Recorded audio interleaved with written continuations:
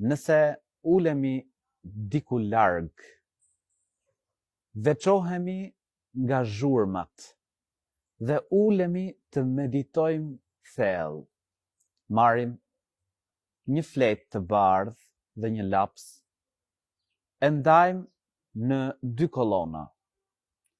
Në pjesën e parë, nisim të numrojmë mirësitë e mëdha që na ka dhënë i Madhi Zot. Ndërsa nga anën tjetër, në kolonën tjetër, shkruajmë gjërat të cilat mendojmë se ne jemi të privuar prej tyre. Ta siguroj që ti vetë do të gjykosh se mirësitë të cilat na i ka falë i Madhi Zot janë pafund. Nuk do të arrish t'i numrosh ato. Por shumica jonë bëhen neglizhent.